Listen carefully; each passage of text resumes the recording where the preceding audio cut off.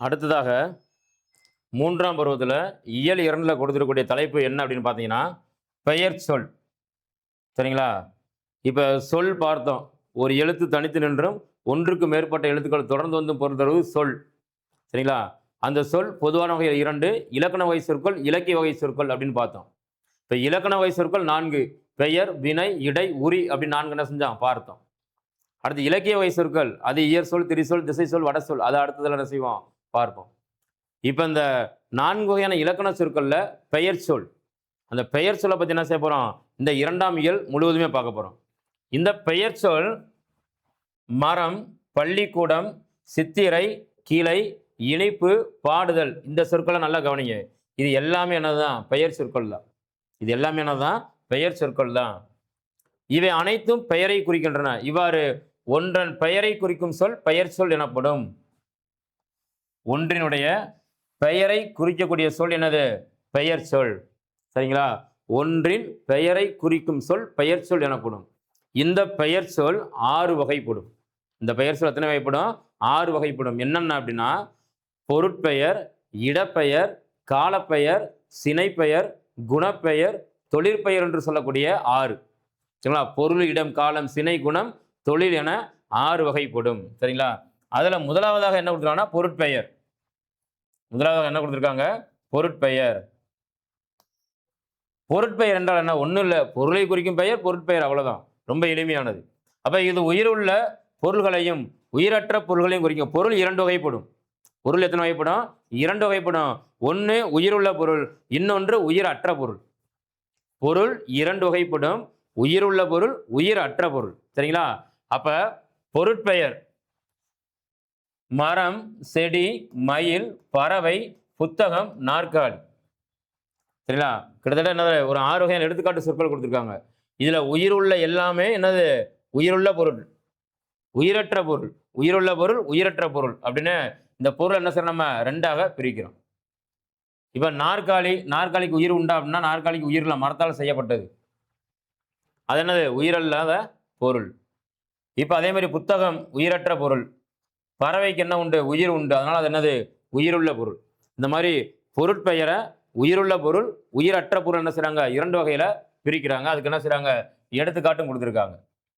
அடுத்து என்ன கொடுக்குறாங்கன்னா இடப்பெயர். சரிங்களா? ஒன்றின் இடத்தை குறித்து வருவதனால அதுக்கு இடப்பெயர்னு பேர்.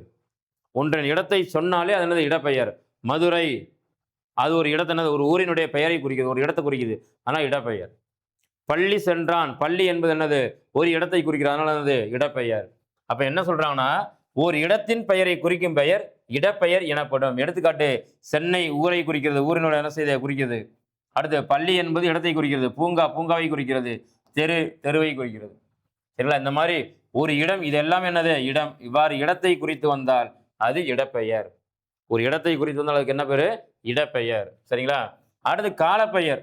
காலத்தை குறித்து வந்தால் காலப்பெயர். காலை, மாலை, இரவு, சரிங்களா, நேரம், நொடி, வினாடி, இது எல்லாமே என்ன செய்யும்? முழுக்க முழுக்க காலத்தை தான் சொல்லுது.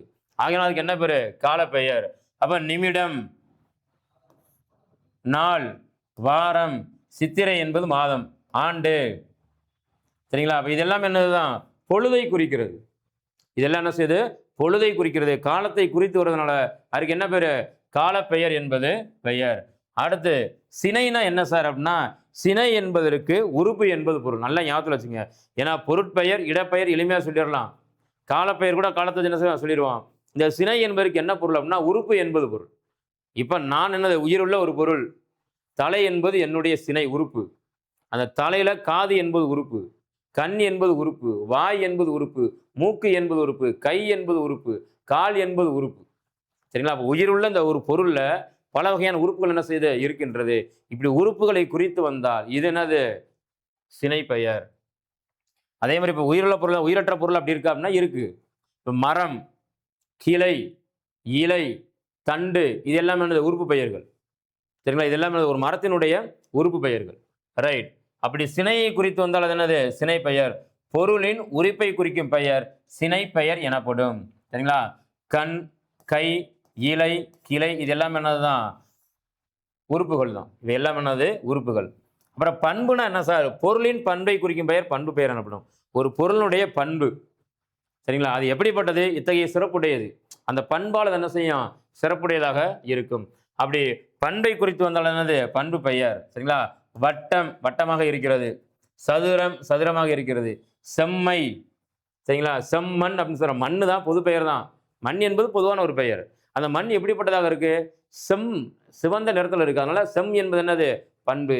செம்மை, செம்மண். சரிங்களா? அவன் எப்படிப்பட்டவன்? நல்லது செய்யக்கூடிய நல்லவனாச்சே. இப்ப நன்மை, மை என்பது என்னது? பண்பு பெயர் விகுதி. அப்ப இந்த மாதிரி பண்பை குறித்து வரக்கூடிய சொற்கள் என்னது? பண்பு பெயர் சொற்கள். சரிங்களா? அப்ப பொருளை குறித்து வந்தால் பொருட்பெயர், இடத்தை குறித்து வந்தால் இடப்பெயர், காலத்தை குறித்து வந்தால் காலப்பெயர், அடுத்து என்னது? பண்பை குறித்து வந்தால் பண்பு பெயர். அடுத்து கடைசியா இருக்கக்கூடிய என்னது? தொழிலை குறிக்கும் தொழிற்பெயர். சரிங்களா?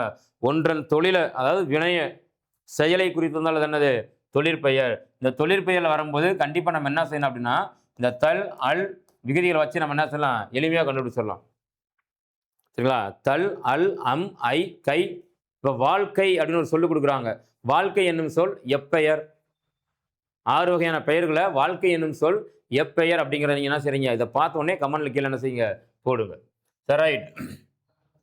அப்ப படித்தல், தல், ஆடுதல், நடித்தல், இதுல என்னது? ஒரு தொழிலை குறிக்கிறது. சரியா? படிக்கிறது ஒரு செயல், ஒரு தொழில் என்ன செய்யறோம்? ஆடுறது, ஆடுதல் ஒரு தொழிலை செய்யறோம். இங்க அடுத்து இருக்க நடித்தல், நடிக்கிற ஒரு தொழில் என்ன செய்யறோம்? செய்யறப்ப நான் கூட நடிச்சுட்டு தான் இருக்கேன். எதுக்கு முன்னால? கேமராக்கு முன்னால். சரி, இதெல்லாம் என்னது? ஒரு தொழில். சரிங்களா? நான் என்ன பண்ணி செய்றேன்? கற்பித்தல், அது என்னது? ஒரு தொழில். இந்த மாதிரி தொழிலை குறித்து வந்தால் அது என்ன பெயர்? தொழிற்பெயர். இந்த மாதிரி பொருள், இடம், காலம், சினை, குணம், தொழில் என பெயர் 6 வகைப்படும். பெயர் எத்தனை வகைப்படும்? 6 வகைப்படும். இதை தான் நான் செய்றாங்க இந்த பெயர் சொல் அப்படின்ற தலைப்புல இயல் 2ல கொடுத்துருக்காங்க. 6 வகை பெயர் சொற்களுக்கான சான்றுகளை தொடரில் அமைத்து எழுதுவோம் அப்படின்னு கொடுத்துட்டு தொடர் அவங்களே கொடுத்துட்டாங்க. காவியா புத்தகம் படித்தால், புத்தகம் என்பது ஒரு பொருளினுடைய பெயர், ஆகையினால் அது பொருட்பெயர். காவியா பள்ளிக்கு சென்றால், பள்ளி என்பது ஒரு இடத்தை குறிக்கிறது, ஆகையினால் அது இடப்பெயர். காவியா மாலையில் விளையாடினால், மாலை என்பது பொழுது, காலையில் விளையாடினால், மாலையில் விளையாடினால், அப்படி காலை மாலை வந்தால் என்னது? அது பொழுது, ஆகையினால் அது என்னது? காலப்பெயர். காவியா தலை அசைத்தால், தலை என்பது மனித உடம்புல இருக்கக்கூடிய ஒரு உறுப்பு, ஆகையினால் அது என்னது? சினை பெயர். காவியா இனிமையாக பேசுவாள், அது அவளுடைய பண்பு. காவியா எப்படிப்பட்டவ? இனிமையாக பேசக்கூடியவள். அப்ப இனிமை, மை என்பது பண்பு தொகை விகுதி. அப்ப இனிமை என்பது என்னது? பண்பு பெயர்.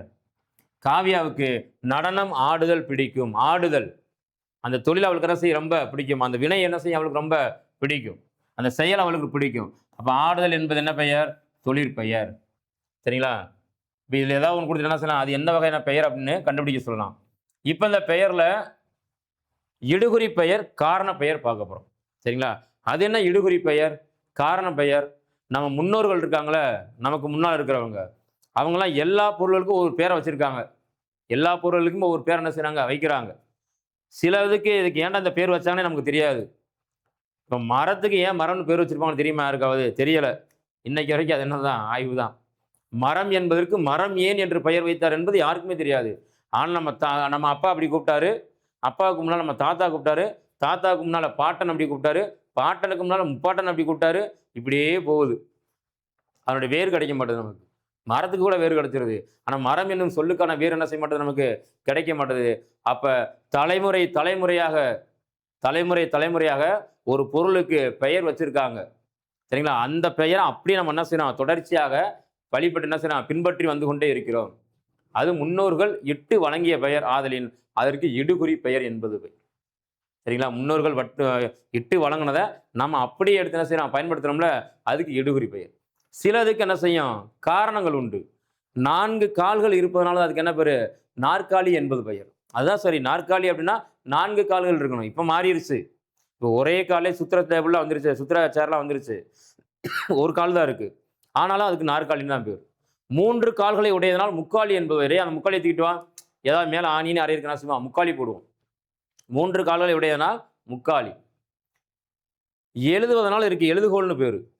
சரிங்களா? கோல்னா குச்சி. எழுதுகின்ற கோல் அதில் இதுக்கு என்ன பேரு? எழுதுகோல் என்பது பெயர். சரிங்களா? இப்படி எல்லாத்துக்கும் என்ன உண்டு? இட்டு வழங்கக்கூடிய சொன்னா அது இடுகுறி பெயர். காரணத்தோடு சொன்னா காரண பெயர். இப்போ தலைக்கு மேல் என்ன செய்யுது? மின்விசிறி சுழன்று கொண்டு இருக்கிறது. காற்று ஆடி அதுக்கு பேர். காற்றில் ஆடுவதெல்லாம் அதுக்கு என்ன பேரு?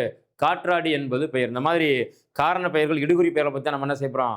இந்த தலைப்புல பார்க்க போறோம். இவங்க என்ன சொல்றாங்க அப்படின்னா, நம் முன்னோர் பெயர் சொற்களை அவை வழங்கும் அடிப்படையில் இடுகுறி பெயர், காரண பெயர் என இரு வகைப்படுத்தினர். சரிங்களா? அதனுடைய தன்மையில் என்ன செய்றாங்க? 2ஆ பிரிக்கிறாங்க. ஒண்ணு நம்ம முன்னோர்கள் சொன்னது இடுகுறி பெயர். 2வது காரணம் கருதி வச்சிருப்பாங்க. அதனால அதுக்கு என்ன பேரு? காரண பெயர். சரிங்களா? இப்ப முதல்ல என்ன பார்க்க போறோம்னா, இடுகுறி பெயர்னா என்ன? இட்டு வழங்கக்கூடிய பெயர். நம் முன்னோர் சில பொருளுக்கு காரணம் கருதாமல் பெயரிட்டு வழங்கினர். அவ்வாறு இட்டு வழங்கிய பெயர்கள் இடுகுறி பெயர்கள். காரணமே இல்லாமல், காரணம் இல்லாது நம் முன்னோர்கள் இட்டு வழங்கிய பெயருக்கு என்னது? இடுகுறி பெயர் என்பது பெயர். இது எடுத்துக்காட்டுக்கு மண்ணுன்னு ஏன் பெயர் வச்சாங்கன்னு தெரியாது. மரம்னு ஏன் பெயர் வச்சாங்கன்னு தெரியாது. எதனால இதுக்கு பேர் காற்று அப்படின்னாலும் தெரியாது. இதெல்லாம் பெயர் காரணமே இல்லை. ஆனா நம்ம முன்னோர் பல தலைமுறை என்ன செய்றாங்க? அந்த சொல்ல பயன்படுத்திட்டே வராங்க. இன்னைக்கு நம்மளும் பயன்படுத்திட்டு வரோம். இந்த மாதிரி நம் முன்னோர்கள் இட்டு வழங்கக்கூடிய பெயருக்கு என்ன பேரு? இடுகுறி பெயர் என்பது பெயர். இடுகுறி பொது பெயர், இடுகுறி சிறப்பு பெயர் என இந்த இடுகுறி பெயரை 2 வகையா பிரிக்கிறாங்க. இடுகுறி பெயர் நம் முன்னோர்கள் இட்டு வழங்கியது, அது காரணம் இல்லை. ஆனா அதை என்ன செய்யறோம்? 2 வகையா பிரிக்கிறோம். ஒண்ணு இடுகுறி பொது பெயர், இன்னொன்னு இடுகுறி காரண பெயர். சரிங்களா? இடுகுறி சிறப்பு பெயர், இடுகுறி பெயர் என்ன செய்யறோம்? 2ஆ என்ன செய்யறோம்? பொது பெயர், சிறப்பு பெயர் அப்படின்னு என்ன செய்யறோம்? 2ஆக பிரிக்கின்றோம். இப்ப முன்னால இடுகுறி பொது பெயர்னா என்னன்னு பார்த்துருவோம். அது என்ன இடுகுறி பொது பெயர்? ஓர் இடுகுறி பெயர் அந்த தன்மையுடைய எல்லா பொருள்களையும் பொதுவாக குறிப்பது இடுகுறி பொது பெயர் ஆகும். பொது அப்படின்னாலே பொதுவாக அப்படின்னு அர்த்தம். மரம் என்பது பொதுவானது, இடுகுறி பெயர். இடுகுறி பொது பெயர். மரம் அப்படிங்கிறது பொது பெயர். அது கருவேல மரமா, வேப்ப மரமா, ஆலமரமா, அரச மரமா, எந்த மரம் அப்படின்னு சொன்னா அது இடுகுறி காரண பெயர். இவ்வளவுதான் விஷயம். இப்ப மரம் என்பது இடுகுறி பொது பெயர். அதே மாதிரி காடு, காடு என்பது என்னது? இடுகுறி பொது பெயர். காடு என்பது இடுகுறி பொது பெயர். அது மூங்கில் காடா இல்ல கருவேலங்காடா அப்படிங்கிறது அந்த அதுல என்ன இருக்கு, அதிகமாக எந்த மரங்கள் என்ன செய்யுது வளர்ந்திருக்கிறதோ அதை பொறுத்து அதை என்ன செய்யும்? தீர்மானிக்கும். அப்ப காடு என்பது இடுகுறி பொது பெயர், மரம் என்பது பொதுவான பெயர், பொதுவான ஒரு பெயர். இப்ப இடுகுறி சிறப்பு பெயர்ல எப்படின்னு பாருங்க. இடுகுறி சிறப்பு பெயர். மரம் பொதுவான பெயர், அதனுடைய சிறப்பு பெயர் என்ன அப்படின்னா மரம் தான். அது என்ன மரம்? மாமரம். மரம் அது என்ன மரம்? மாமரம். அந்த மரத்தினுடைய சிறப்பு என்னது? மாங்காய் மரத்தை என்ன செய்யாது? குறிக்கிறது. அதே மாதிரி தென்னை மரம், அதே மாதிரி ஆலமரம், அரச மரம். அப்ப மரம் என்பது என்னது? இடுகுறி பொது பெயர். சரிங்களா? அப்ப அது தென்னை மரமா, வாழை மரமா, ஆலமரமா, அரச மரமா என்று சொல்லக்கூடியது இடுகுறி சிறப்பு பெயர். இவ்வளவுதான் விஷயம். இப்ப கொடுத்துட்டு கூட என்ன செய்யலாம்? நம்ம இது இடுகுறி பெயரா, இடுகுறி சிறப்பு பெயரா என்ன செய்யலாம்? நம்மகிட்ட கேள்விகள், வினாக்கள் கேட்கலாம். அப்போ ஒரு இடுகுறி பெயர் குறிப்பாக ஒரு பொருளை மட்டும் குறிப்பது இடுகுறி சிறப்பு பெயர் எனப்படும். குறிப்பாக காடு தான். என்ன காடு? கருவேல மரங்கள் அதிகமாக இருக்கும்னா அது கருவேலங்காடு சிறப்பு. காடு என்பது பொது. அது என்ன மரங்கள் அதிகமாக இருக்குதோ அது கருவேல மரங்கள் அதிகமாக இருக்கும்னால அது என்னது? இடுகுறி சிறப்பு பெயர். அதே மாதிரி மரம் தான். சரிங்களா? மரம் தான். ஆனா எப்படிப்பா? என்ன மரம்? மாமரம். இப்போ மா என்பது சிறப்பு, மரம் என்பது இடுகுறி பெயர். சரிங்களா? இதை நம்ம என்ன செய்யணும்? தெளிவாக தெரிந்து கொள்ள வேண்டும். விழுந்து என்ன செய்வாங்க? ஒரு கேள்வி கேட்பாங்க. அப்ப இடுகுறி பொது பெயர், இடுகுறி சிறப்பு பெயர்னா இவ்வளவுதான் விஷயம். பொது பெயர்னா பொதுவான ஒரு பெயர், சிறப்பு பெயர்னா அதுல என்ன செய்யும்? பல வகையானது வரும். இதுல ஒண்ணே ஒண்ணுதான் மரம், அவ்வளவுதான். இது இடுகுறி பொது பெயர். அந்த மரத்துல அது ஆலமரமா, அரச மரமா, தென்னை மரமா, பனைமரமாங்கிறது பனைமரம் தமிழ்நாட்டின் மாநில மரம். சரிங்களா? பனைமரமா அப்படிங்கிறது அது என்னது? சிறப்பு தன்மையில் இருக்கக்கூடிய சிறப்பு பெயராக இருக்கிறது. அடுத்து காரண பெயர். சரிங்களா? காரண பெயர்ல என்ன சொல்றாங்க? நான் முன்னோர் சில பொருள்களுக்கு காரணம் கருதி பெயரிட்டனர். சரிங்களா? இப்போ நான் கூட எங்க பாட்டிட்ட கேட்டேன், எதுக்கு கண்ணன் பேர் வச்சிருக்கு அப்படின்னு. கிருஷ்ண பரமாத்மா கண்ணங்கரைன்னு இருப்பாரு. கார்மேக கண்ணன், கார்மேக கண்ணன், கருமேக கண்ணன் சொல்லுவாங்க, பேர் வைப்பாங்கல்ல அந்த மாதிரி. கருப்பா இருக்கு அதனால கண்ணன் பேர் வச்சுட்டோம் அப்படின்னுவாங்க. சரிங்களா? அப்ப சிலதுக்கு என்ன சொல்லுவாங்க? காரணம் கருதி பெயர் வைக்கிறது. கருப்பா இருக்கிறனால கண்ணன் அப்படின்னு பெயர் வச்சதா எங்க பாட்டி என்ன சொல்றாங்க? என்கிட்ட சொல்றாங்க. அது மாதிரிதான் நம் முன்னோர் சில பொருளுக்கு காரணம் கருதி பெயரிட்டனர். இவ்வாறு காரணத்தோடு ஒரு பொருளுக்கு வழங்கும் பெயர் காரண பெயர் எனப்படும். நாற்காலி, கரும்பலகை. இப்ப நாற்காலி என்பது ஏன் நாற்காலின்னு பேர் வச்சிருக்காங்க? 4 கால்களை உடையது ஆதலின் அதற்கு நாற்காலி என்பது பெயர். கரும்பலகை பிளாக் போர்டு. ஏன் அதற்கு கரும்பலகை? பலகை பொதுவானது தான். அந்த பலகையில் அது எப்படிப்பட்ட பலகை? கரும்பலகை, கருமை. சரிங்களா? அப்ப கருமையான பலகை. பலகை கருப்பா இருக்குன்னா அதுக்கு கரும்பலகை அப்படின்னு பேரு. பலகை கருப்பா இருக்கலாம் என்ன பேரு? கரும்பலகை என்பது பெயர். அப்ப இது என்னது? காரண பெயர்கள். காரணம் கருதி என்ன செய்றாங்க? இதுக்கு பேர் வைக்கிறாங்க. சரிங்களா? இதையும் என்ன செய்றாங்க? இந்த காரண பெயரையும் ரெண்டா பிரிக்கிறாங்க. காரண பொது, காரண சிறப்பு.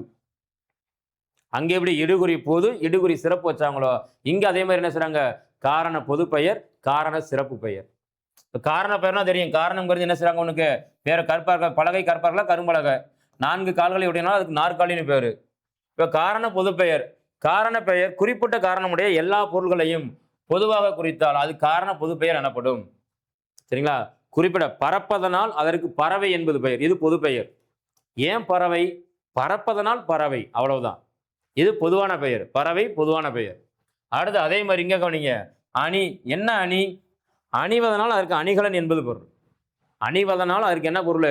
அணிகலன் என்பது பொருள். அணி என்பது பொருள். அணிகிறோம். உடல் என்ன செய்யறோம்? அதை அணிகின்றோம். ஆகையினால் அது என்னது? அணி. அப்ப இது என்னது? காரண பொது பெயர். அணிவதனால் அணி, பறப்பதனால் பறவை. இதெல்லாம் என்னது? பொதுவான பெயர். அப்ப காரண சிறப்பு பெயர் என்ன சொல்லியிருப்பாங்க? குறிப்பிட்ட காரணமுடைய எல்லா பொருள்களுள் ஒன்றை மட்டும் சிறப்பாக குறிப்பது காரண சிறப்பு பெயர் ஆகும். குறிப்பிட்ட காரணமுடைய எல்லா பொருள்கள்ல ஒன்றை மட்டும் சொல்வது, ஒன்றை மட்டும் சிறப்பாக குறிப்பதுக்கு என்ன பேரு? காரண சிறப்பு பெயர். சரிங்களா? இப்ப பறவை தான். பறவை என்பது பொதுவான பெயர். எந்த பறவை? இந்த மரத்தை ஊசியான மூக்கால கொத்திக்கிட்டே இருக்குமே, மரம் கொத்தி, அதுக்கு பேர். சரிங்களா? தோகை விரித்தாடுமே, மயில். சரிங்களா? இந்த மாதிரி ஒவ்வொரு பறவைக்கு என்ன உண்டு? ஒவ்வொரு பெயரும். அப்ப பறவை என்பது பொதுவான பெயர். அது மரங்கொத்தியா, புறாவா, மயிலா, காகமா? கான்னு கத்துமே, அந்த காகம். சரிங்களா? அப்ப இதெல்லாம் என்னது? காரணம் கருதி வைக்கக்கூடிய சிறப்பு பெயர், காரண சிறப்பு பெயர். சரிங்களா? அப்ப பறவை என்பது பொதுவானது. அந்த பறவையில அது புறாவா, மயிலா, சரிங்களா, மரம் கொத்தியா, மரத்தை என்ன செய்யாது? கொத்திக்கிட்டு இருக்கு. காக்கான்னு கத்துனா அதுக்கு என்ன பேரு? காக்கா என்பது பெயர். அடுத்து வளையல். ஏன் அது வளையல்? அணிகலன் தான். அணி என்பது என்னது? பொதுவான பெயர். சரிங்களா? அப்ப அது எப்படிப்பட்டதா இருக்கு அந்த அணிகலன்? வளைந்து இருப்பதனால் அதுக்கு வளையல்னு பேரு. வளைந்து இருப்பதனால் அதற்கு என்ன பேரு? வளையல் என்பது பேரு. தொங்குவதனால் அதுக்கு தொங்கட்டான்னு பேரு. சரிங்களா? அதுக்கு பேர் என்னது? இப்ப இல்லை, யாருக்கிட்டையும் போடுறது. இப்ப தோடு தான் அணியிறோம். தோடு தான் என்ன செய்யறோம்? அணியிறோம். முன்னால நம்ம பாட்டிகள் என்ன செய்வாங்க? தொங்கட்டான் போட்டிருப்பாங்க காதுல. அதுக்கு பேரே தொங்கட்டான். தொங்குவதனால் அதுக்கு என்ன பேரு? அது அணிகலன். சரிங்களா? அப்ப அணி என்பது பொதுவான பெயர். அந்த அணியில சிறப்பு பெயர் வளையல்னு சொல்றாங்க. அப்படின்னா வளைந்து இருப்பதனால், வளைவாக இருப்பதனால் அது என்னது? அது வளையல். தொங்குவதனால் அதுக்கு என்னது? தொங்கட்டான். மூக்குல குத்துறதுனால அதுக்கு மூக்குத்தி. மூக்குல குத்துறதுனால அதுக்கு என்ன பேரு? மூக்குத்தி. ரைட். பாதத்தை சூழ்ந்து இருப்பதனால அதுக்கு பாதகம். கொலுசுன்னு சொல்றோம்ல, அதுக்கு நல்ல தமிழ் சொன்னது பாதகம். பாதத்தை அதனை செய்தான்? சூழ்ந்து இருக்கிறது. ரைட். இதெல்லாம் என்னது? சிறப்பு பெயர்கள், காரண சிறப்பு பெயர்கள். இந்த மாதிரி காரண பொது பெயர், காரண சிறப்பு பெயர் என்ன செய்றாங்க? கொடுத்துருக்காங்க. ஏதாவது ஒரு சொல்ல கொடுத்து என்ன செய்வாங்க? கண்டிப்பாக வினா கேட்பாங்க. சரிங்களா? கண்டிப்பாக என்ன செய்வாங்க? வினா கேட்பாங்க. இப்ப வளையல் என்பது என்ன பெயர் அப்படின்னு கேட்டுருவாங்க. சரிங்களா? காரண பொது பெயரா, காரண சிறப்பு பெயரா? அப்படின்னா காரண சிறப்பு பெயர். காரண சிறப்பு பெயர். ரைட்.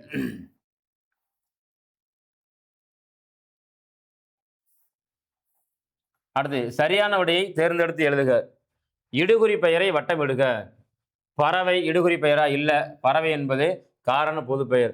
முக்காலி என்பது என்னது? காரண பெயர். மரங்கொத்தி என்பது என்னது? காரண சிறப்பு பெயர். அப்ப மண் என்பது என்னது?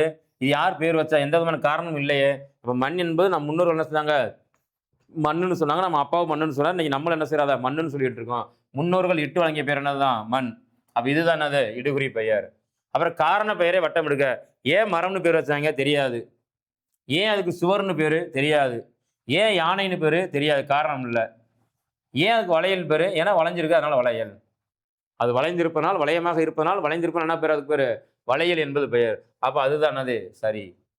அடுத்து இடுகுறி சிறப்பு பெயர். இடுகுறியில சிறப்பு பெயர், இட்டு வழங்கக்கூடியதுல சிறப்பு பெயர். வயல், வாழை, பறவை. வயல், வாழை, பறவை. இங்க என்ன ஒரு இன்னொன்னு என்ன இருக்கு? மீன் கொத்தி. அப்ப இடுகுறி சிறப்பு பெயர் என்ன செய்ய நம்ம வட்டமிடுதல் வேண்டும். வயல் என்பது இடுகுறி சிறப்பு பெயரா? வயல் என்பது இடுகுறி சிறப்பு பெயர் அப்படின்னா இல்ல. சரிங்களா? அப்ப இடுகுறி சிறப்பு பெயர் நம்ம செய்யணும் ஒரு விட அப்படியே பார்த்துட வேண்டியதான். இடுகுறி சிறப்பு பெயர். அப்ப பொதுவானது ஓர் இடுகுறி பெயர் குறிப்பாக ஒரு பொருளை மட்டும் குறிப்பது. குறிப்பா என்ன செய்யணும்? ஒரு பொருளை மட்டும் குறிக்கணும். சரிங்களா? அது இடுகுறி சிறப்பு பெயர். சரிங்களா? ஒரே ஒரு பொருளை மட்டும் அது என்ன செய்யணும்? குறிக்கணும். இப்ப இங்க என்ன கொடுத்துருக்காங்க? மா. ஆனா பொதுவான பேரு மரம். சரிங்களா? சிறப்பு பெயர் என்னது? மாமரம். அதே மாதிரி இங்க கவனிங்க. வாழை இல்ல, பறவை, பறப்பது பொது பெயர். பறவையில சிறப்பு பெயர் கேட்குறாங்க. அப்ப என்னது? மீன் கொத்தி. அந்த பறவையில சிறப்பு என்னது? மீன் கொத்தி. மீன் கொத்தி பறவை. அடுத்து வேற எதுல கொடுத்துருக்காங்க பார்த்துக்கிறோம் ஒரு தடவை.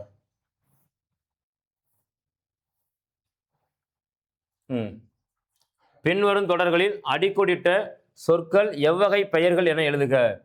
இந்த அடிக்கோடிட்டிருக்கக்கூடிய சொற்கள்லாம் என்ன வகையான பெயர்கள் அப்படின்னு கேட்குறாங்க. சரிங்களா? கைகள் இரண்டும் பிறருக்கு உதவுவே என சான்றோர் கருதினர். இதில் கைகள் அப்படின்னு அன்லைன் பண்ணியிருக்காங்க.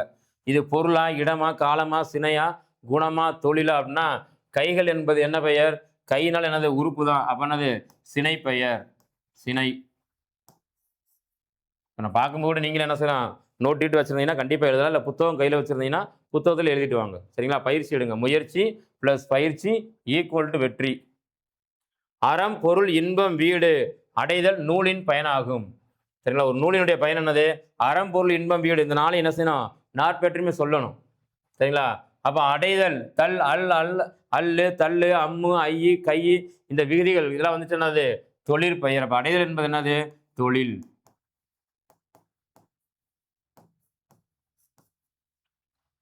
அடுத்து குழந்தை தெருவில் விளையாடுது. எந்த இடத்துல விளையாடுது? தெருவில் விளையாடுப்பா. அப்ப தெரு என்பது என்னது? ஒரு இடத்தை குறிக்கிறது. ஆகையினால் இடம். ஆகையினால் அது என்னது? இடப்பெயர். நீதிநூல் பயில் என்கிறார் பாரதியார். யாரு? பாரதியார். பாரதியார் யாரு? உயிருள்ள ஒரு பொருட்பெயர். பொருள்ல உயிருள்ள பொருள். அடுத்து மாலை முழுதும் விளையாட்டு. சரிங்களா?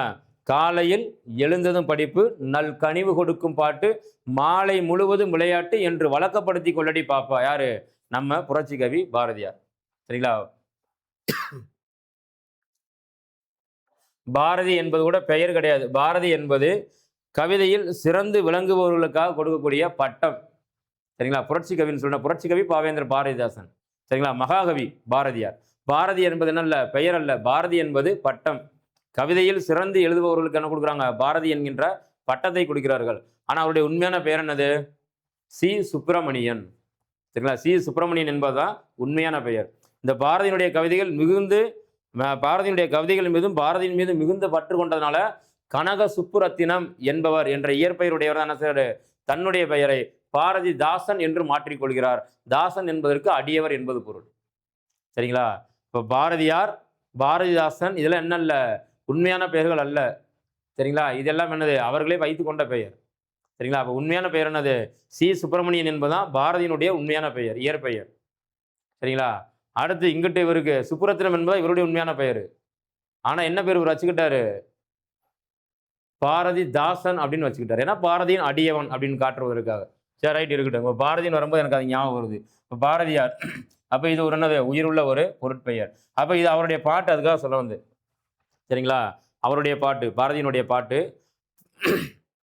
மகாகவி பாரதியாருடைய பாட்டு அப்படிங்கிறனால என்ன செஞ்சேன் சொல்ல வந்தேன். அப்ப காலை எழுந்ததும் படிப்பு, நல் கனிவு கொடுக்கும் பாட்டு, மாலை முழுவதும் விளையாட்டு என்று வழக்கப்படுத்தி கொள்ளடி பாப்பா அப்படின்னு பாரதி எழுதின பாட்டு. அப்ப மாலை என்பது எதை குறிக்கிறது அப்படின்னா, மாலை என்பது காலத்தை குறிக்கிறது. ஆகினால் அது காலப்பெயர். அடுத்து அன்பு நிறைய உடையவர்கள் மேலோர். யார் மேலோர்?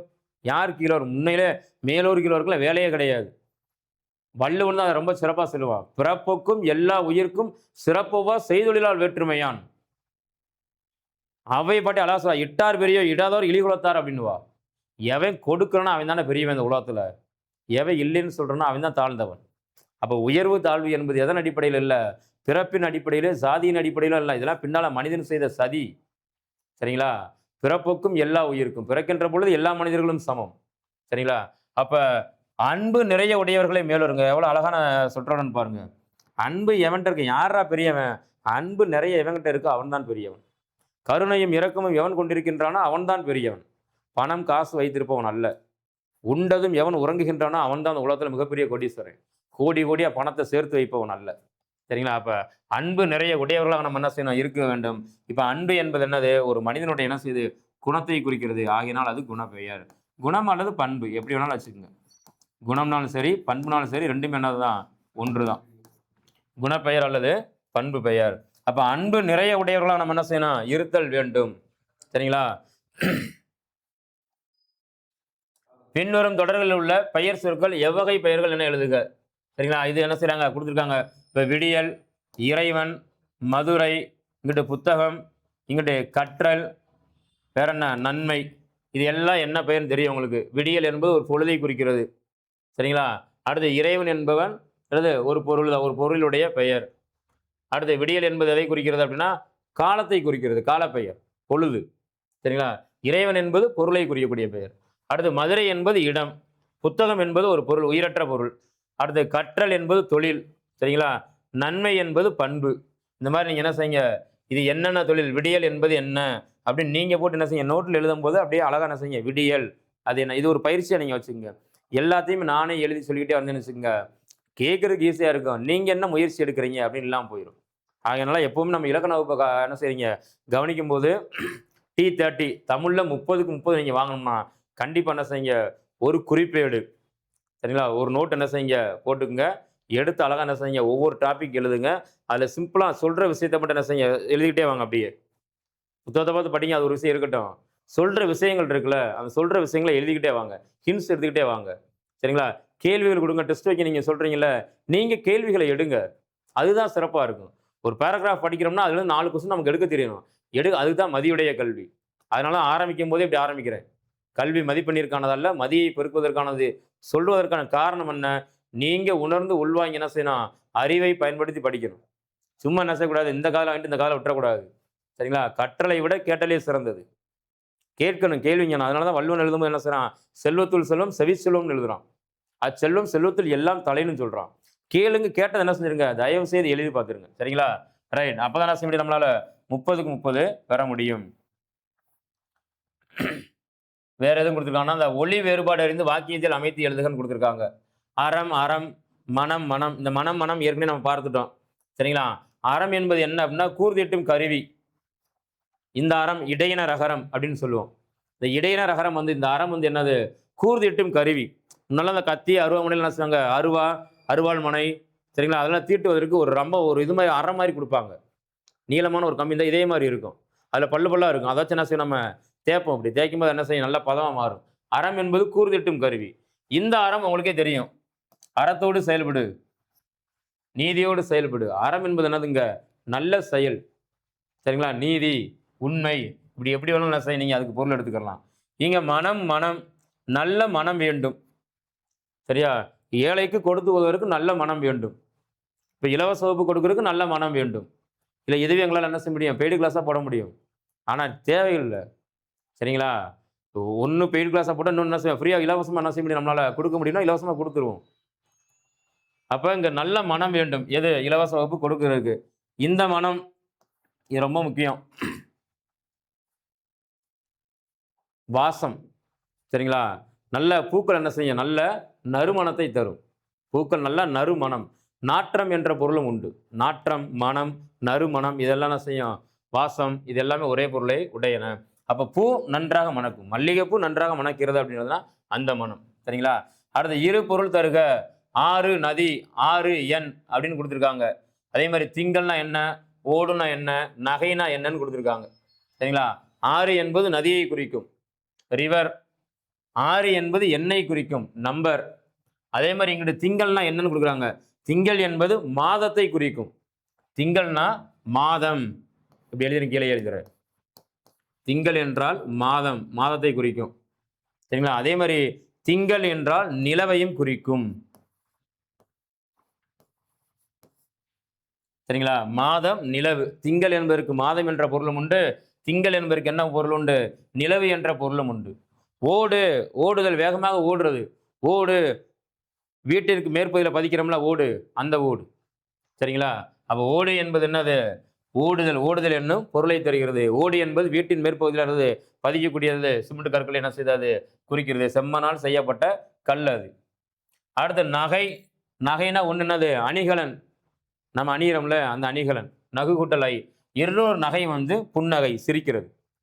இன்னொரு நகை என்னது? புன்னகை, சிரிக்கிறது. சரிங்களா? அப்போ காப்பியர் சொல்லக்கூடிய 8 வகையான மெய்ப்பாடுகள். நகையே, அழுகை, இழிவரல், மருட்கை, அச்சம், வெகுளி, உவகை, பெருமிதம், அப்பால் 8 மெய்ப்பாடு என்பன தொல்காப்பிய மெய்ப்பாட்டியல் சொல்லுது. அப்போ அதில் முதல்ல எதை வைக்கிறாரு? 8 வகையான மெய்ப்பாடுகள் இருந்தாலும் முதல் வகையான நகைக்கு தான் முக்கியத்துவம் கொடுக்குறாரு. புன்னகை. படிக்கின்ற பொழுது என்ன செய்யுங்க? நல்ல சிரிச்ச முகத்தோட படிங்க. ஹாப்பியாக படிங்க. நல்லா மகிழ்ச்சியாக செய்யுங்க, வச்சுக்கோங்க. நீங்களும் மகிழ்ச்சியாக இருங்கள். மற்ற எல்லோரும் என்ன செய்யுங்க? மகிழ்ச்சியாக பார்த்து கொள்ளுங்கள். மகிழ்ச்சி மட்டுமே மனநலனை சரிப்படுத்தும். நான் சீரியஸாக படிக்கிறேன், தயவுசெய்து யாரும் சிவதனியாவுக்குள்ள வராதிங்க. சீரியஸாக படிக்கிறேன், தயவுசெய்து ஹாஸ்பிட்டலுக்கு போயிருங்க. சிரிச்சுக்கிட்டே படிக்கிறான்னு என்ன செய்யுங்க? சிவதனியாவுக்குள்ள வந்து நீங்கள் என்ன செய்யலாம்? வகுப்பறைய பாடத்தை கவனிக்கலாம். அப்போ மகிழ்ச்சியோடு படிங்க. மகிழ்ச்சி மிக மிக முக்கியம். அப்போ நகை என்பது என்னது? புன்னகை. சரிங்களா? இன்னொரு நகை என்பது என்னது? நம்ம கைகள் அணிஞ்சிருக்கோம்ல, நமக்கெல்லாம் அழகு தரும் என்ன செய்யறோம்? நம்ம போட்டிருக்கோம்.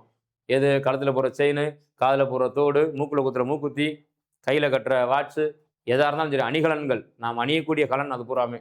சரிங்களா? அந்த அப்போ நகை என்பது அணிகலனை குறிக்கும். நகை என்பது சிரிப்பு, புன்னகையும் குறிக்கும். ஓடு என்பது ஓடுதல், வேகமாக ஓடு, ரன்னிங், ரன், அதையும் குறிக்கும். ஓடு என்பது செம்மனால் வேப்பட்ட என்னது?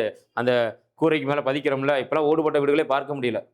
கூரை வீடுகள், ஓடு வீடுகள் இதெல்லாம் இருக்கின்ற பொழுது என்ன இல்லை, நமக்கு ஏசிஸ் எதுவும் தேவையில்ல. அவ்வளோ கூலிங்காக இருந்துச்சு வீடெல்லாம். நல்லா குழுக்குன்னு படுத்துனே தூக்கம் வந்துச்சு. இன்றைக்கி நம்ம மாடி வீடை கட்டிட்டு எல்லாம் ஏசி ஃபேன் எல்லாம் போகிறோம். ஆனால் என்ன செய்ய மாட்டுது? தூக்கம் வர மாட்டேது. அந்த இயற்கையோடு இந்த வாழ்வு தான் என்ன செய்யுது? நமக்கு சரியாக இருக்கின்றது. கூரை இயற்கை, தென்னை ஓலைகள் என்ன செய்யும்? நம்ம வேஞ்சு என்ன செய்வோம்? பனை ஓலைகளில் வேஞ்சு உள்ள சுற்றிலும் என்னது? செம்மண் சுவர்கள் இருக்கும். இன்றைக்கி அது எல்லாம் போயிடுச்சு. அதே மாதிரி தான் செம்மனால் சுடப்பட்ட அந்த ஓடுகள் வையும் போது என்னது? ஒரு குறிப்பிட்ட குளிர்ச்சியை நமக்கு தந்துச்சு. இன்றைக்கி அதெல்லாம் நல்ல இல்லை. இன்றைக்கி சிமெண்ட்டை போட்டு என்ன செய்யறோம்? நம்ம கட்டி வச்சுருக்கோம். அதனுடைய இதுதான். ரைட், அவ்வளோதாங்க, முடிஞ்சு. அப்போ முழுவதுமே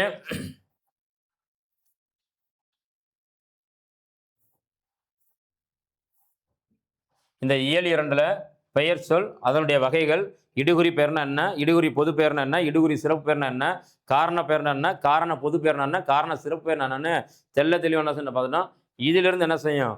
1 அல்லது 2 வினாக்கள் என்ன செய்யும்? இடம்பெறும். அவ்வளோதான். என்ன சார் எல்லாத்துக்குமே 1, 2ன்னு சொல்லிட்டு வரேன். ஏன்னா 30 வினாக்கள் அப்படி தான் கேட்பாங்க. சரிங்களா? இப்போ இதுவே சொல்ல முடியாது. இது வரும், வராமல் கூட என்ன செய்யலாம், இருக்கலாம். ஆனால் நம்ம தெரிஞ்சுக்கிறோம். அதனால தான் நான் முன்னக்கூட்டியே சொல்கிறேன், கல்வி மதிப்பெண்ணுக்கானது இல்லை, மதியை பெருக்கிங்க. இது எல்லா தேர்வுகளுக்குமே பயன்படும் இலக்கணம். சரிங்களா? இலக்கணம் தெரியாமல் நீங்கள் என்ன செய்ய முடியாது? தமிழில் முழு மதிப்பெண் பெறுவது என்பது மிக மிக அரிது.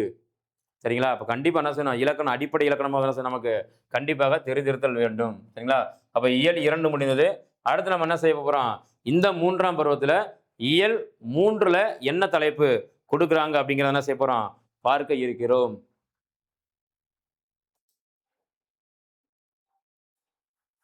அடுத்ததாக 3ஆம் பருவம் இயல் 3ல் நாம் பார்க்க இருக்கிற இலக்கண தலைப்பு என்ன அப்படின்னா, அணி இலக்கணம். அணி என்னும் சொல்லுக்கு என்ன பொருள் அப்படின்னா, அழகு என்பது பொருள். அணி என்னும் சொல்லுக்கு அழகு என்பது பொருள்.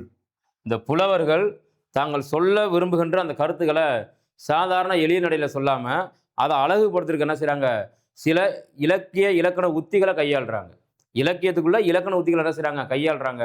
அதுக்கு பேர் தான் என்னது? அணி என்று சொல்லக்கூடிய. சரிங்களா? எதிலும் அழகை காண விரும்புவது மனிதர்களுடைய இயல்பு. சரிங்களா? எதுவுமே என்ன செய்யணும்? அழகாக இருக்கணும். ஒரு சட்டையை அது அழகாக இருக்கணும். நெத்தியில் வைக்கக்கூட ஒரு பொட்டு கூட என்ன செய்யணும்? அழகாக இருக்கணும். என்ன செய்வோம்? 2 தடவை அழிச்சு மாற்றுவோம். ஒரு மணி நேரமாக கண்ணாடிக்கு முன்னாடி என்ன செய்வோம்? சீவோம். ஏன்? அழகு என்பது ரொம்ப முக்கியமான ஒரு விஷயமாக என்ன செய்யுது? பார்க்கப்படுகிறது. ரைட், இருக்கட்டும். எதிலும் அழகை காண விரும்புவது மனிதர்களின் இயல்பு. நாம் நம்மை அணிகலன்களால் அழகுபடுத்திக் கொள்கிறோம். சரிங்களா? நம்ம பெரும்பாலும் நம்ம எப்படி என்ன செய்வோம்? அழகுபடுத்திக்கிறோம் அப்படின்னா, ஒன்று ஆண்களாக இருந்தாங்கன்னா கையில் என்ன செய்வாங்க? நல்லா விலை உயர்ந்த வாட்ச். சரிங்களா? கை கடிகாரம் கட்டிக்கிடுவாங்க.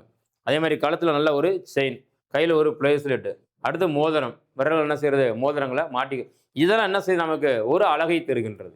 பெண்களாக இருந்தால் என்ன செய்வாங்க அப்படின்னா, காதுகளில் தோடுகள் அணிவதும், சரிங்களா, நெத்தி சுட்டி வைப்பதும், மூக்குத்தி குத்துவதும், அப்புறம் என்ன சொல்லுவாங்க செயின், சரிங்களா, வளையலை போட்டுக்கிறது, பாதகம் என்று சொல்லக்கூடிய கொலுசு என்ன செய்யுது, மிஞ்சி மெட்டின்னு சொல்லுவோம்ல அது, இதெல்லாம் என்னது அவங்களுக்கான அழகு தெரியும். இப்ப அணிகலன்கள் எப்படி நமக்கு ஒரு அழகை தெரிகிறதோ அதுபோல இந்த புலவர்கள் என்ன செய்றாங்க, செய்யுளுக்கு அழகு சேர்க்கணும்னு நினைக்கிறாங்க. கவிஞர்கள் தங்கள் கற்பனை திறத்தாலும் புலமையாலும், புலமைனா இந்த இடத்துல அறிவு என்பது பொருள், புலம் என்பதற்கு இடம் என்ற பொருளும் உண்டு.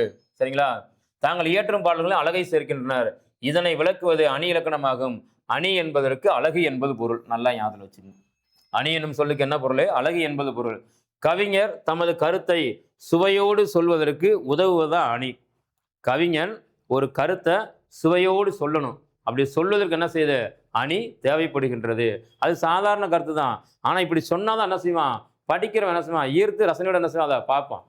இப்போ உதாரணத்துக்கு நல்லா வெள்ளையா இருக்கிற ஒரு பொண்ணு வரா, வெண்மையான முகம் கொண்ட ஒரு பெண் வரா அப்படின்னு சொல்றதை விட, வெண்மதி போன்று முகம் கொண்ட ஒரு பெண் வருகிறார் என்பதற்கு என்ன உண்டு? வேறுபாடு உண்டு. அதான்டா வெண்மதி, மதினா நிலவு, அதான வெண்மதி. வெண்மதி போன்ற முகம் என்ன அப்படின்னா வட்ட முகம், அழகான வெள்ளை முகம் அப்படின்னு அர்த்தம். இப்படி சொல்லுகின்ற பொழுது என்ன செய்யறான்? படிக்கிறவன் என்ன செய்யறான்? பார்க்குறான். சரிங்களா, அதுதான் இந்த புலவர்களுடைய உத்தியாக என்ன செய்து இருக்கிறது.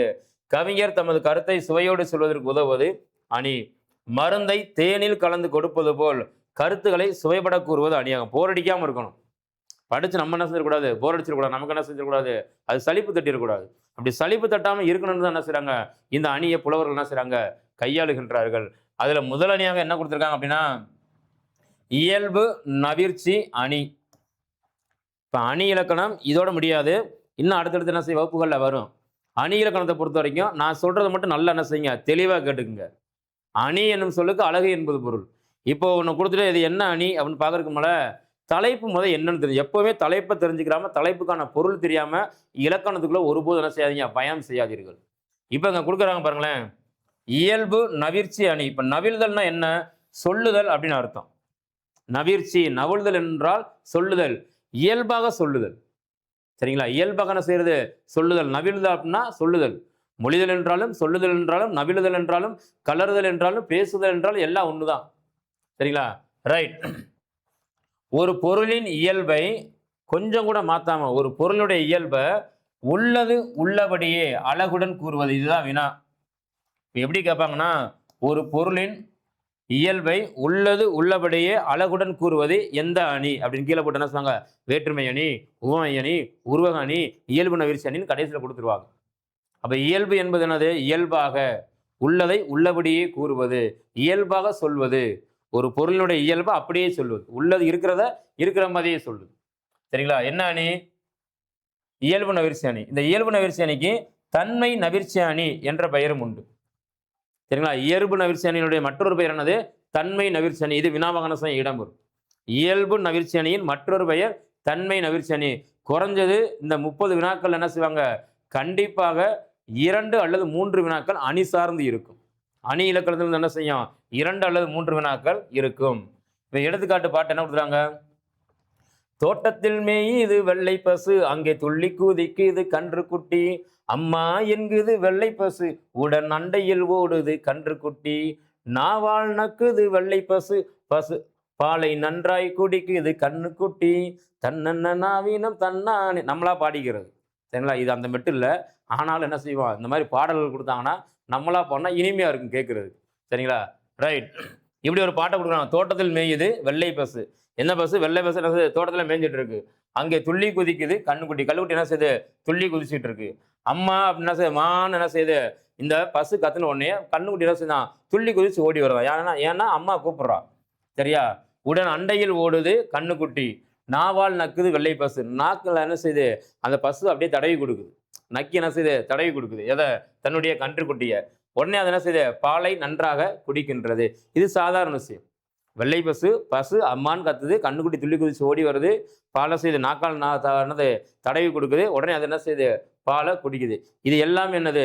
இயல்பாக உள்ளது உள்ளபடியே இருக்கக்கூடிய ஒரு விஷயம்தான். இதில் எதையும் என்ன செய்யல? பெரிய கற்பனையை பூத்தலை, பெரிய ஒப்பிட்ட சொல்லலை, பெரிய ஊமையை சொல்ல, எதுவும் சொல்லலை. சரிங்களா, ஒரு காட்சியை கவிஞர் பார்க்கிறாரு, உள்ளபடி அப்படி என்ன செய்றாரு? கவிதையாக எழுதுகின்றார். இதுதான் இயல்பு நவிர்ச்சி அணி. இயல்பு நவிர்ச்சியினுடைய இன்னொரு பெயர் தன்மை நவிர்ச்சி அணி. சரிங்களா, அங்கே என்ன நடந்துச்சோ அதை அப்படி என்ன செய்யுது? அதே தன்மையில் சொல்வது, கொஞ்சம் கூட மாற்றாம உள்ளதை உள்ளவாறு. தன்மை என்பதற்கு அதுதான் பொருள். உள்ளதை உள்ளவர் அப்படியே சொல்வதற்கு என்ன பேரு? தன்மை என்பது பொருள். அப்ப இப்படி கொடுத்துட்டு கேட்டாங்கன்னா, இந்த பாடல் வரிகளை கொடுத்துட்டு வினாக்கள் கேட்பாங்க. வினா எப்படி கேட்பாங்கன்னா, தோட்டத்தில் மேயுது வெள்ளை பசு, அங்கே துள்ளி குதிக்குது கண்ணுக்குட்டி, பாடலில் அமைந்துள்ள அணிநயம் அப்படின்னு கேட்பாங்க. சரிங்களா? வேற்றுமை அணி, உவமை அணி, உருவக அணி, கடைசியில் இயல்பு நவிர்ச்சி அணி என்ன செய்வாங்க கேட்பாங்க. இந்த விளக்கத்தை கொடுத்துட்டு வினா கேட்டாலும் நமக்கு எழுத தெரியணும். உள்ளதை உள்ளபடியே ஒரு பொருளின் இயல்பை உள்ளது உள்ளபடியே கூறும் அணி எது அப்படின்னா இயல்பு நவிர்ச்சி அணி. இயல்பு நவிர்ச்சி அணியின் மற்றொரு பெயர் என்ன அப்படின்னா தன்மை நவிர்ச்சி அணி. சரிங்களா? நவிழ்தல் என்பதற்கு சொல்லுதல் என்பது பொருள், கூறுவது என்பது பொருள். அப்ப தோட்டத்தில் மேய்யது வெள்ளை பசு, அங்கே துள்ளி குதிக்குது கண்ணுக்குட்டின்னு பாடல் வரிகளை கொடுத்துட்டு, சரிங்களா, இதுல பயின்று வரக்கூடிய அணி எதுன்னு கேட்டாங்கன்னா என்னது? இயல்பு நவிர்ச்சி அணி. யாருடைய பாட்டு அப்படின்னா கவிமணி தேசிக விநாயகனார் அவர்களுடைய பாடல். பாடல் யாருடையது? கவிமணி தேசிக விநாயகனாருடைய பாடல். இப்பாடலில் கவிஞர் பசுவும் கன்றும் ஒன்றுடன் ஒன்று கொஞ்சி விளையாடுவதை இயல்பாக எடுத்து கூறியுள்ளார். எனவே இது இயல்பு நவிர்ச்சி அணி ஆகும். சரிங்களா? தாய் பசுவும் கண்ணுக்குட்டி என்ன செய்யுது? ஒன்றோடு ஒன்று கொஞ்சி மகிழ்ந்து விளையாடுகிறது. இந்த காட்சியை உள்ளதை உள்ளவாறு அப்படி என்ன செய்யறாரு? அதே தன்மையில சொல்லுவதனால் அது என்னது? இயல்பு நவிர்ச்சி அணி ஆகும். சரிங்களா? அடுத்து என்ன அணின்னா உயர்வு நவிழுதல். உயர்வு நவிர்ச்சி அணி. உயர்வாக சொல்லுது. சாதாரண விஷயம் அதை என்ன செய்யறாங்க? உயர்வு படுத்தி சொல்வது. அது என்னது? உயர்வு நவிர்ச்சி அணி. உயர்வாக கூறுவது அப்படின்னு அர்த்தம். சரி, அணி என்பது அழகு. உயர்வாக கூறி என்ன செய்யுது? அழகுபடுத்துவது. எதை? அந்த செய்யுளை. இப்ப இங்க என்ன கொடுக்குறாங்க? இது ஒரு தாலாட்டு பாட்டு கொடுக்குறாங்க. சரிங்களா? எப்படி போட்டுனா ஒரு பொருளின் இயல்பை, இது வினாவை எப்படி கேட்பாங்க? ஒரு பொருளின் இயல்பை மிகைப்படுத்தி அழகுடன் கூறுவது எந்த அணி? இந்த மிகைப்படுத்தினால என்னதான்? உயர்வு தான். மிகைப்படுத்துறதுனால என்னதுதான்? உயர்வு தான். அப்ப ஆட்டோமேட்டிக் என்ன சொல்லலாமா? உயர்வு நவிர்ச்சி அணி அப்படின்றத கண்டுபிடிச்சிருவோம். இந்த பாடல் வரிகளை நல்லா தெரிஞ்சுக்குங்க. குளிர் நீரில் குளித்தால் கூதல் அடிக்கும் என்று. கூதல் ஆனது நடுங்கிறது, குளிர் அடிக்கிறது. சரிங்களா? கூத காய்தல்லாம் இருந்துச்சு முன்னாடி, இப்பெல்லாம் இல்லை. கிராமங்கள் என்ன செய்வாங்க? அங்க இருக்கக்கூடிய அந்த செடி செத்த விறகுலாம் போட்டு என்ன செய்வாங்க? காலையில 4 மணிக்கெல்லாம் வயதான முதியோர்கள் என்ன செய்வாங்க? தீயை பொறுத்து அப்படியே கை கால்கள் என்ன செய்வாங்க? அந்த உள்ளங்கைகளுக்கு உள்ளங்கால்களுக்கு சூடேற்றி கூத காய்வாங்க. அதுக்கு பேர் கூதல் காய்தல். கூதல்னா குளிர், குளிரை போக்குதல், நீக்குதல். சரிங்களா? இங்க பாட்டு எப்படி பாருங்க பாருங்களேன். குளிர் நீரில் குளித்தால் கூதல் அடிக்கும் என்று, வெந்நீரில் குளித்தால் மேலே கருக்கும் என்று. வெந்நீரில் குளிச்சா மேல் என்ன செய்யுமா? கருக்குமா. குளிர் நீரில் குளிச்சா கூதல் அடிக்குமா, வெந்நீரில் குளிச்சா மேல் கருக்குமா, ஆகாச கங்கை அனல் உரைக்குமா. சரிங்களா? ஆகாச கங்கை, கங்கை நதி எங்கிருந்து வந்துச்சுன்னா ஆகாயத்திலிருந்து வந்துச்சு.